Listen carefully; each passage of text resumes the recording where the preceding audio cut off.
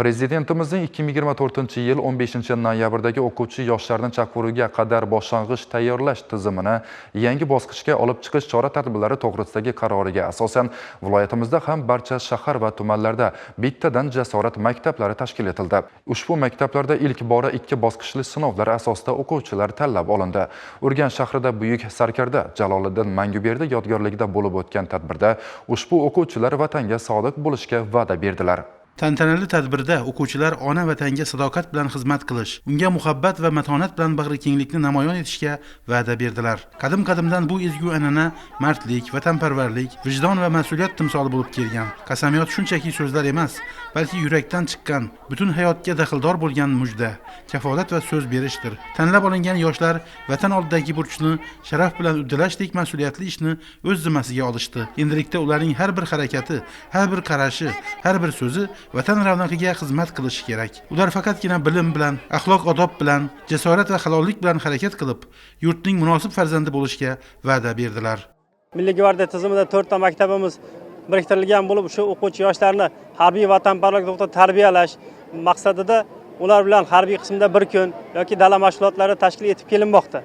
O'quvchi yoshlarni harbiylikka qiziqtirish va kelajakda harbiy litseylar va harbiy oliy ta'lim muassasalariga yo'naltirish ishlari amalga oshirilmoqda. Xususan, jasorat sinfiga topshirilgan o'quvchi yoshlarning eng bilimlilar saralab olingan bu yoshlar kelajakda vatanimizning faxri va iftixori bo'lib yetishiga harakat qilmoqdamiz. Tadbirda so'zga chiqqanlar yoshlar tomonidan qilingan va'da nafaqat bugun uchun, balki kelajakda yurtimizning, xalqimizning taqdiri uchun qasamyod ekanligini ta'kidlashdi. Qasamyod so'zlari ular qalbida mustahkam o'rin olib, umri davomida qaddi tik, vijdoni pok bo'lib yurishiga ishonch bildirdilar.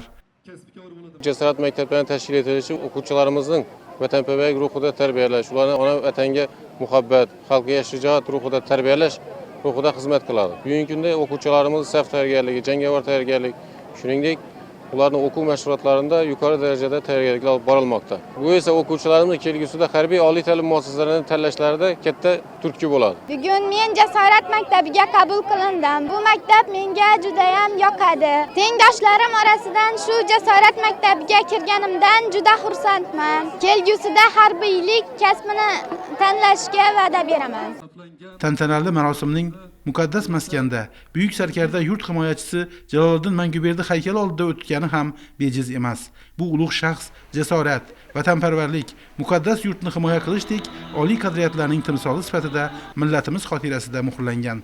Bugun men uchun juda ham faxrli va unutilmas kun. Sababi o'g'lim shu Jasorat maktabiga qabul qilinganidan juda ham xursandman. Buning uchun eng avvalo muhtaram prezidentimizga o'z tashakkurimizni bildiramiz. Shunday shart-sharoitlar yaratib berganidan va vatan himoyachilar, mana shunday o'quvchilar yetishib kelayotganidan, shunday shart-sharoitlar yaratib berganidan juda ham xursandman. Jasorat maktablari o'quvchilarimizning vatan oldidagi burchini ado etishiga kuch bag'ishlaydi. Men 4 yildan buyon Jasorat maktabida ta'lim tarbiya olib kelmoqdaman va shu oralikda biz ko'plab amaliy mashg'ulotlarni va nazariy bilimlarni egalladik va turli xil musobaqalarda ham qatnashdik. Toshkentga borib Yosh gvardiyachi harbiy sport musobaqasining respublika bosqichida ishtirok etib keldik. Prezidentimiz tomonidan Jasorat maktabining tashkil qilinishi biz kabi yoshlar uchun ayni muddao bo'ldi. Tadbir davomida harbiy yo'nalishdagi yuqori sinf o'quvchilari tomonidan jangovar mashqlar ko'rsatib berildi. Bu esa endigina o'z va'dasini bergan o'quvchilarga ibrat bo'ldi.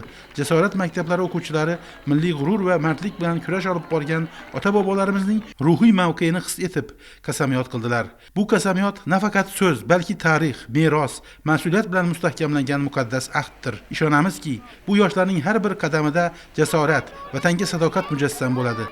Ular vatanga xizmat qilish eng ulug' burch ekanligini hech qachon unutmaydilar.